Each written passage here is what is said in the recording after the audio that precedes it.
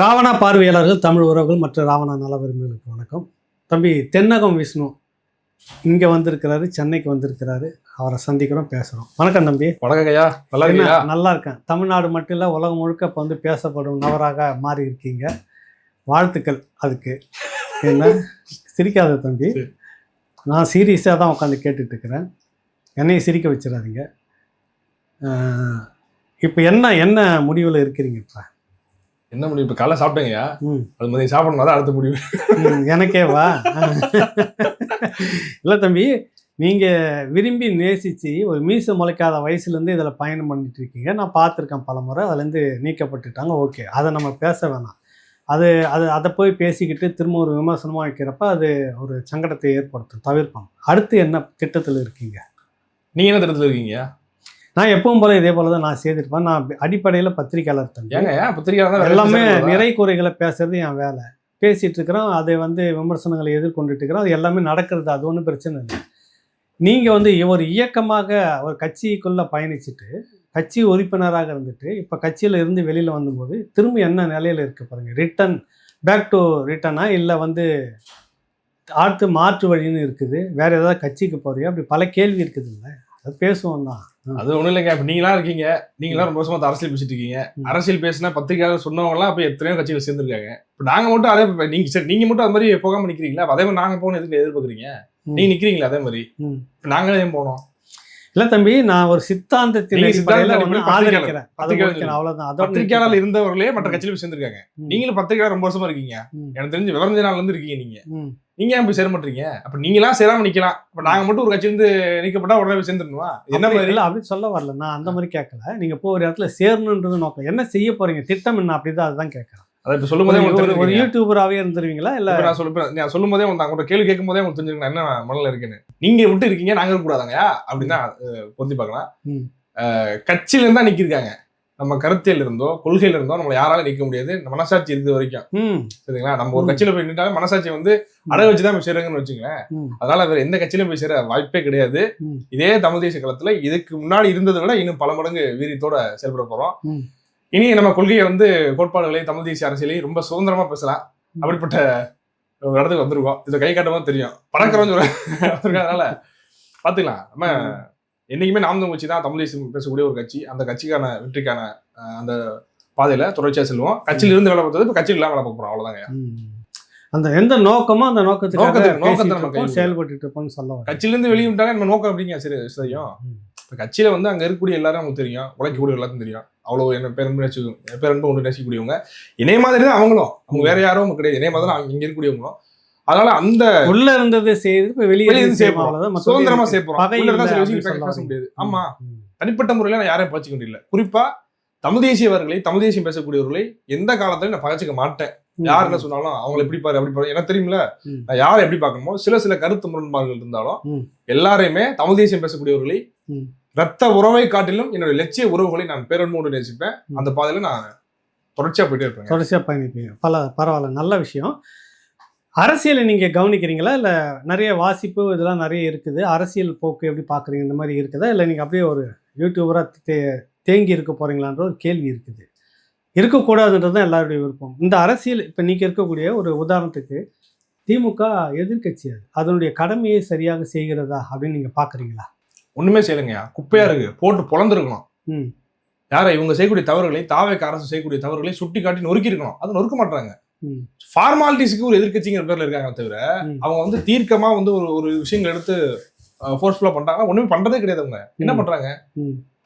1008 குறைபாடுகள், லஞ்சம், ஊழல் எல்லா பாடும் பரவிட்டு தான் இருக்கு. இப்பயும் சமீபத்துல விஜய் அவருடைய ஜனநாயகம் படம் வந்துச்சு. அதுக்கு கூட பிளாக் டிக்கெட் ஓட்டுறாங்க, தியேட்டர்லயே ஓட்டுறாங்க. 200 டிக்கெட்டை 2000 வரைக்கும் ஓட்டுறாங்க. இப்ப அதுக்கு அதை வந்து நீங்க எடுத்து மக்கள் மத்தியில கொண்டு போய் செய்ய பாருங்க மாற்றம். நாங்க அவங்க படத்துல கூட அவங்க மாற்றத்தை கொண்டு வரல. படம் டிக்கெட் விற்கிறதுல கூட மாற்றத்தை கொண்டு வரலன்னு இவங்க அடிச்சு நொறுக்கி இருக்கணும். திமுக எதையுமே செய்ய மாட்டாங்க. உண்மையிலேயே நீ விஜய் அவருடைய கொள்கை கோட்பாடு இருக்கு. அவர் செய்யக்கூடிய அரசியலுக்கு கொள்கை கோட்பாடு இல்ல. அவங்களுடைய அரசியலுக்கு வந்து எதிராக வந்து மூர்க்கத்தனமா நீங்க களத்தை நிக்கிறது தமிழ் தேசிய அரசியல் தான், நாம் தமிழ் கட்சி தான். அதனால வந்து அந்த இடத்த வந்து திமுக தவற விடுது அப்படின்னு தான் நான் பாக்குறேன். செய்யணும், இன்னும் மூர்க்கத்தனமா அவங்க செய்யணும். இல்லை ஏன் அந்த தேக்கமா அந்த தயக்கம்ன்றதுக்கு என்ன காரணம்? திமுக ஏன் அப்படி இருக்கணும்? ஒரு 75 வருஷம் வரலாறு அதுக்கு இருக்குது. ஐயா, அது மிக பெரும் பிரம்மாண்டமான நெருக்கடிகள்லாம் எதிர்கொண்டவங்க அவங்க. இந்த இதுல வந்து ஏன் அவங்க பெரிய அளவுல அவங்க கிட்ட ஒரு ஆக்ஷன் இல்லை அப்படின்ற மாதிரி தானே இருக்குது. அறிக்கைகள் ஒரு சின்ன அலம்பரம். ஆமா, அது என்னன்னாங்கய்யா, இப்ப வந்து தாவேக்கா வந்து திமுக காரங்க வந்து குறை சொல்லும் போது திருப்பி தாவேக்கா காரங்க பதில் சொல்றாங்க. அந்த பதில வந்து இவங்க எதிர்கொள்ள முடியல. என்ன காரணம்னா, இப்ப நீங்க வந்து கெட்டவரு அப்படின்னு நான் சொல்லணும்னா நான் நல்லவனா இருக்கணும். நான் ஒரு அயோக்கியனா இருந்துகிட்டு, நான் ஒரு தவறான நபரா இருந்துகிட்டு உங்களை பேர் எப்படி கெட்டன்னு சொல்லலாம்? அது மாதிரிதான் நீங்க திமுக வந்து 1ஆம் நம்பர் 420 கட்சி அப்படின்னு எல்லாரும் உலகத்துல பேசிக்கிறாங்க. திமுக ஒரு ஊழல் பண்ண 420 நீங்க 420 எப்படி நீங்க பொறுத்து பார்க்கலாம் அப்படின்னா, ஊழல் செய்த, லஞ்சம் வாங்கக்கூடிய, தமிழ்நாட்டில் நடக்கக்கூடிய அத்தனை அட்டூழியங்களுக்கும் அக்கிரமங்களுக்கும் அடிப்படை வேறாக இருக்கக்கூடிய ஒரு கட்சி திமுகங்கிறது உலகம் அறிஞ்ச உண்மை.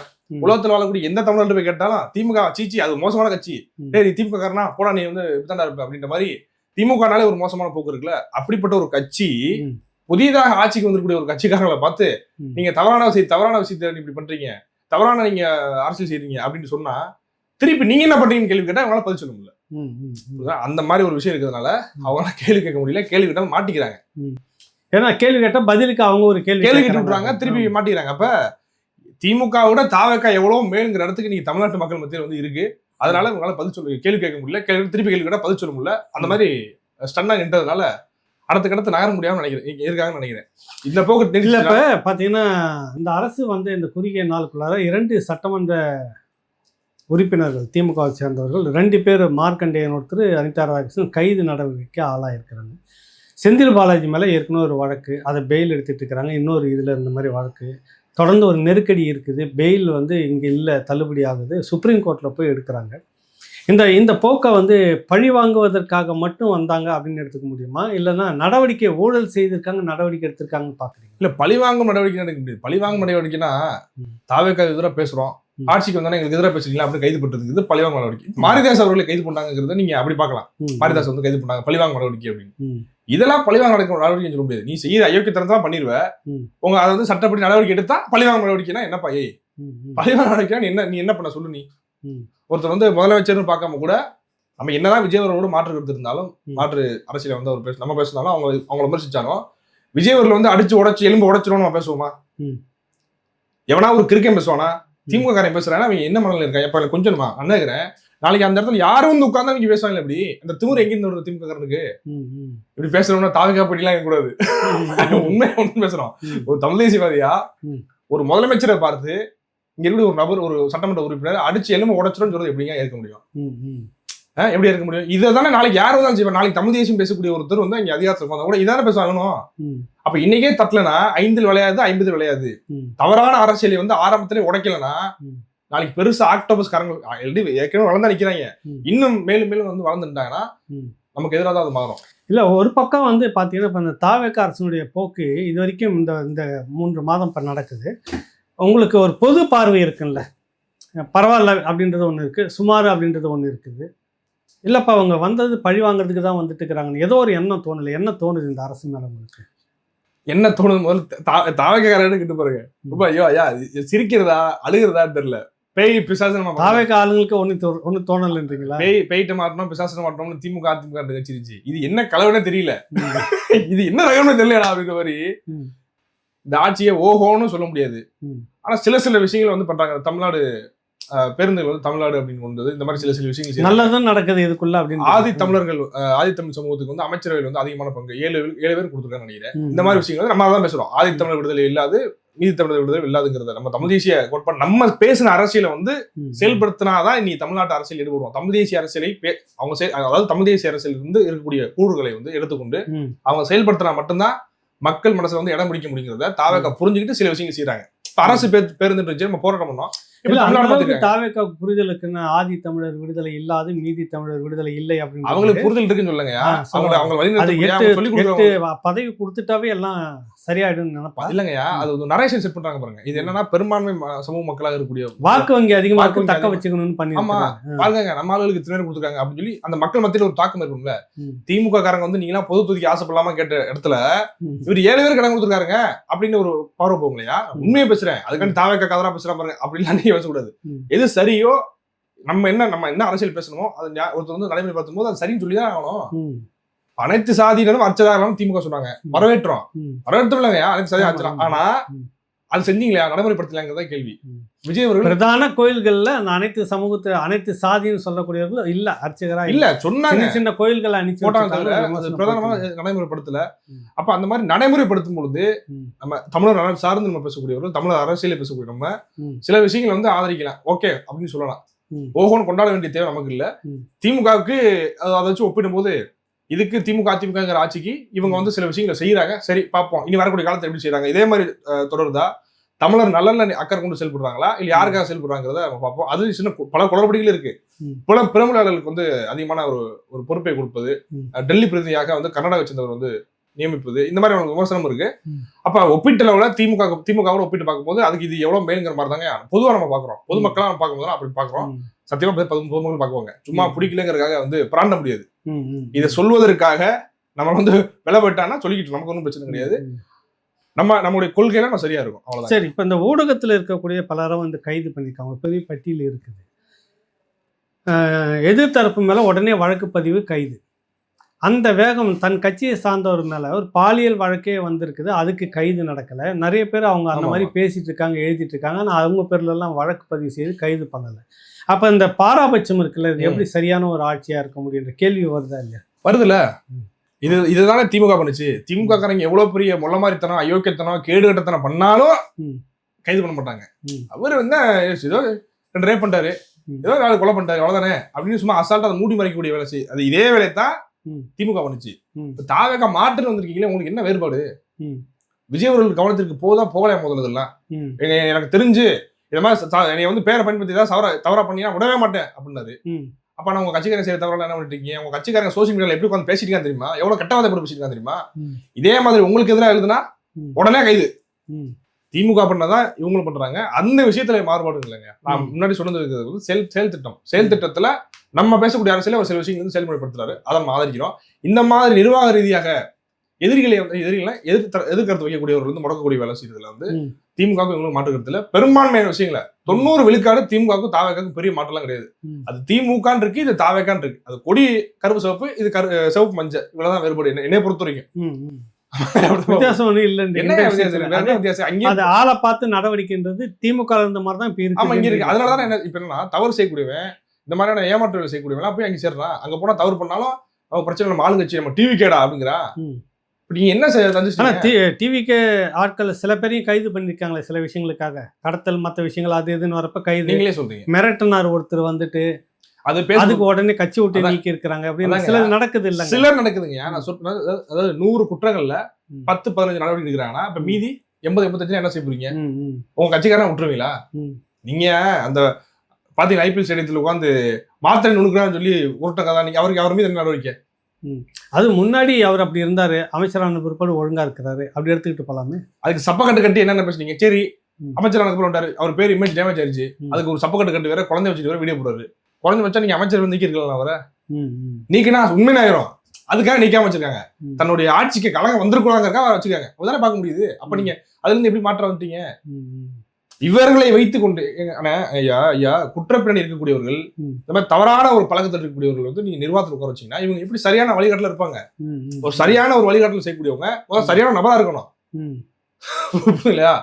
அப்ப வந்து அது மாத்திரை நுணுக்கி போட்டுக்கிறாரு. நீங்க மாத்திரை எப்படியா ஏடிஎம் வச்சு வாங்கி தருவாப்ப அதுக்கு சொன்ன விளக்கத்தை பார்த்தீங்களா? மாத்திரையை வந்து அது போனை வச்சுட்டு அடிச்சு நுணுக்கிட்டு எப்படி சுத்தில அடிச்சா உடையும், போன்ல வந்து ஏடிஎம் வச்சு எப்படி நுணுக்கு பொடி மாதிரி எப்படி நுணுக்க முடியும்? சரி, மாத்திரையை தூக்கி தண்ணிக்குள்ள போட்டாலே பால்ல போட்டாலே கரைஞ்சிருமே, அதே செய்யல. 1008 கேள்விகள் இருக்கு.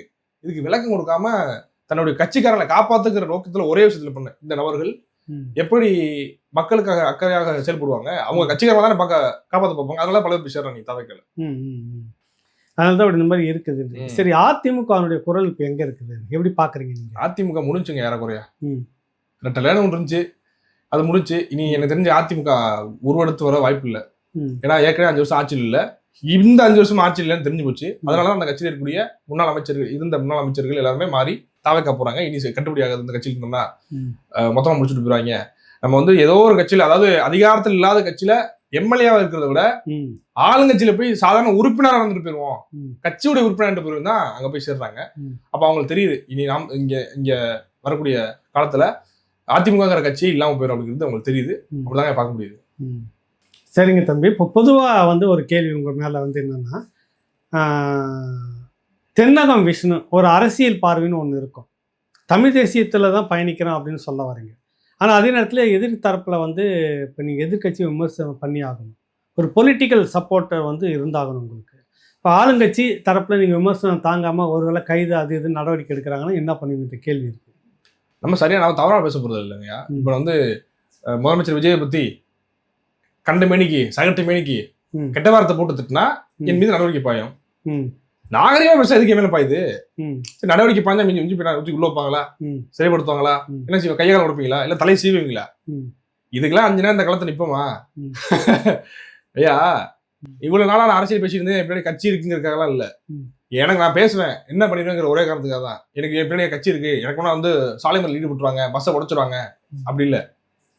கட்சி ஒரு கட்சி சரியான கட்சி இருக்கு, அந்த கட்சி அடுத்த இடத்துக்கு போகணும், நம்முடைய கருத்தை நம்முடைய கொள்கை கோட்பாடுகளை வந்து அடுத்த கருத்தை நம்ம வீரியமா பேசுறதுக்காக தான் பேசுறது தவிர, என்னை நம்பி தான் பேசுறது தவிர கட்சி வந்து பின்னாடி இருக்குங்கிற அந்த அந்த திமிர்ல பேசுறேன் அப்படிலாம் கிடையாது.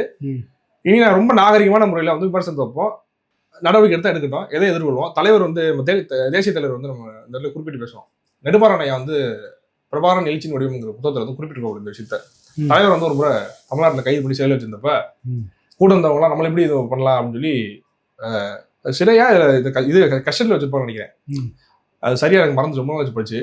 அப்போ அதில் வந்து தலைவர் வந்து கூட இருக்கவங்களாம் என்ன தலைவர் இப்படி பண்ணிட்டாங்க அப்படின்னு சொல்லி இது பண்ணும்போது பேசாமல் இருங்க, நம்ம யாரும் அவங்களுக்கு யாரும் தெரியாது, நமக்கு வந்து நம்ம போராட்ட வாழ்க்கையில இதுவும் ஒரு பாடம், இந்த சிறை, இந்த கஷ்டம், இந்த கொட்டடிங்கிறது வந்து நமக்கு வந்து ஒரு பாடம், இதையும் நம்ம போராட்ட வாழ்க்கையில வந்து ஒரு அனுபவமாக ஒரு பாடமாக எடுத்துக்கிட்டு தைரியத்தோடு இன்னும் வீறு கொண்டு நம்முடைய லட்சியத்தை நோக்கி நகரணும் அப்படின்னு தலைவர் சொல்லிப்பாங்க. அந்த மாதிரி தான் சிறையில் உள்ள தூக்கி போட்டீங்கன்னா நான் உள்ள போய் பார்த்தானே தெரியும் சிறைனா எப்படி இருக்கும், இப்படிதான் இருக்குமா சிறை, ஓ இப்படிதான் கஷ்டமா இருக்குமோ, இப்படி வேர்க்குமோ, ஓ இப்படிதான் வந்து எங்கேயும் சுத்தம் இல்லாம இருக்குமோ, கைதிகள்லாம் அப்படிதான் இருப்பாங்களோ, எப்படி குற்றம் பண்ணிட்டு உள்ள வந்துருக்காங்க. ஐயா என்ன சொல்றதுன்னா, ஊட்டிக்கு போனா குளிரும், செம்மையா கிளைமேட் இருக்கும், பனியெல்லாம் அப்படியே அழகா இருக்கும், மழையெல்லாம் அழகா இருக்கும்னு சொல்லி சொல்றாங்க. ஊட்டிக்கு போய் பார்த்தா தான் எனக்கு எப்படி இருக்குன்னு தெரியும், அதை பத்தி பேசுற அனுபவிச்சாதான் தெரியும். போராட்ட வாழ்க்கையே வந்துச்சுன்னா சிறைக்கு பயப்படுறவன் இந்த களத்தை நிக்க முடியாது, குறிப்பா தமிழ் தேசிய களத்தை நிக்க முடியாது. தூக்கி உள்ள விட்டா போடு, எனக்கு கொல்ல முடியாது, உன்னால திருப்பி வருவேன், 10 வருஷம் உள்ள வச்சிருவேன், அப்படிப்பட்ட ஆயிரத்தி கொடுக்க மேலே குற்றம் நான் பண்ண போறேன், பேசுவேன். இதுக்கெல்லாம் 5 நிமிடம்னாங்கய்யா, போலீஸ் எல்லாம் பயந்தா பொதுச்சேரி செய்ய முடியுமாங்கிற மாதிரி பாத்துக்கலாம் வர்றத. சரி, இப்ப பொதுவா நான் உள்ள இறங்கல, சில காரணங்களுக்காக வேண்டி ஒரு பொதுவா கேள்வி, இப்ப என்ன அந்த பார்வை எப்படி இருக்கு கட்சி மேல, சீமான் மீது? எங்க அண்ணன் தான், எனக்கு இருந்தாலும் அண்ணன் தான், அண்ணன் வந்து நடவடிக்கை எடுத்திருக்காங்க, அது என் மேல கோபமா என்னமோ தெரியல, அது இருக்கட்டும், பிரச்சனை இல்லை. அண்ணன் நம்மளை கட்சிட்டு தள்ளி வச்சிருக்காங்க. இந்த சூரியவம்ச படம் ஏற்கனவே ஒரு பதிவிட்டு இருந்தேன். சூரியவம்ச படத்துல வந்து சரத்குமார், அப்பா சரத்குமார் இருப்பாப்புல, எங்க குடும்பத்துல வந்தாச்சு நீ போட்டோ எடுப்பா அப்படின்ற மாதிரி சின்ராஸ் வந்து உரமாண்டு அப்படியே பார்த்துட்டு இருப்பாப்புல.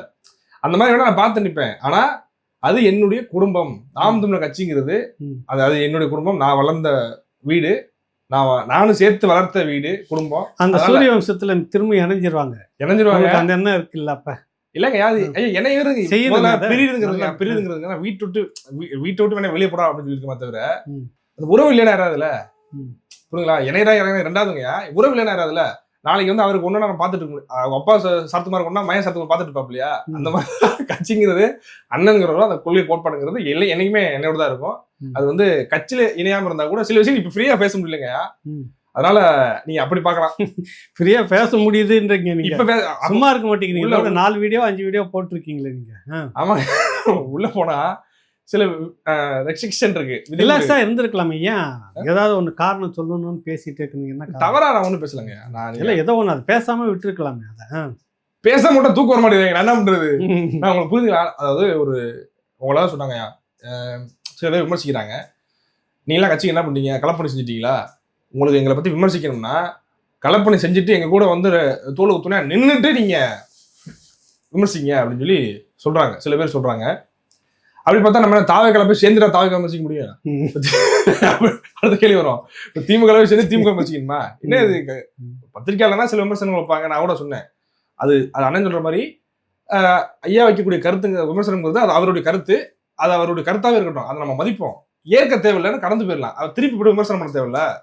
ஏன்னா நாளைக்கு வந்து இப்படிப்பட்ட ஒரு வலிமையான நபர்கள், ஐயா போன்ற நபர்கள்லாம் நமக்கு தேவை. அப்படிதான் நம்ம தப்பெல்லாம் எதுவும் பேசல, இது சில பேருக்கு பிடிக்கல, அதுக்கு நம்ம பொறுப்பேற்க முடியாது.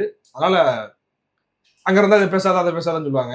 நான் தவறானதான் இப்ப வரையும் சொல்றேன். என் மீது தவறே கிடையாது. நான் இன்னைக்கு நான் பேசுறது என்னன்னா, நான் என் மீது தவறு கிடையாது. தவறை உணர்ந்து நான் வந்து நான் தவறு பண்ணல, எப்படி தவறு உணர முடியும்? நான் பல விஷயம் சொல்லுவேன். அதனால நான் தமிழ் தேசிய பதவி தொடர்ச்சியா பயணிப்பேன். இதுலயே உங்களுக்கு பல விஷயம் புரிய நினைக்கிறீங்க. நல்லது தம்பி, தொடர்ந்து பயணிக்கிறது தான் நம்மளுடைய எண்ணமும். வாழ்த்துக்கள். ரொம்ப நன்றிங்க. முன்னத்தினா நீங்க நிக்கிறீங்க. நீங்க சீனியரா இருந்த சீனியர் ஜெர்னலிஸ்டா இருங்க. நாங்க வந்து உங்களுக்கு ஜூனியரா எங்களை மாதிரி பல பேர் இன்னும் உருவாக்கக்கூடிய வேலையை செய்வோங்க. வாங்க தம்பி, நல்லது. நன்றிங்க.